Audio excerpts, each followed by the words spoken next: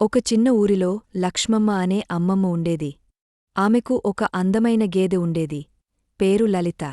లలిత అమ్మమ్మకు కొడుకులాంటిదే. రోజూ ఉదయం లేచి గేదెను స్నానం చేయించి, కడగి, శుభ్రంగా పెడతాడు. లలిత తినేది కూడా ప్రత్యేకం. తులసి, నిమ్మగడ్డ, నల్లజామ ఆకు, మామిడికాయలు, కొబ్బరి మొలకలు అన్ని కలిపి తయారుచేసిన గడ్డి. ఒకరోజు ఊరిలోని చిన్న కిరణ్ అనే బాబు తీవ్రజ్వరంతో బాధపడుతున్నాడు. డాక్టరు పాలు తాగాలని చెప్పాడు కాని కెరంకి ఆహారమీద ఇష్టమే లేదు. ఏమి చేయాలో తెలియక అందరూ ఆందోళన చెందారు. అప్పుడే లక్ష్మమ్మకు ఒక ఆలోచన వచ్చింది. మన లలితకు రోజు తినిపించే ఓషధగడ్డివల్ల ఆమె పాలుకూడా ఆరోగ్యకరంగా ఉండొచ్చు అని. ఆమె గేదె నుండి పాలను తీసి, చిన్న మరిగించి తులసి, తేనె, యాలకులు కలిపి ఒక చిన్న గ్లాసులో కెరంకి తాగపెట్టింది. మొదట ఆ పిల్లాడు తిరస్కరించాడు కాని తరువాత తాగాడు.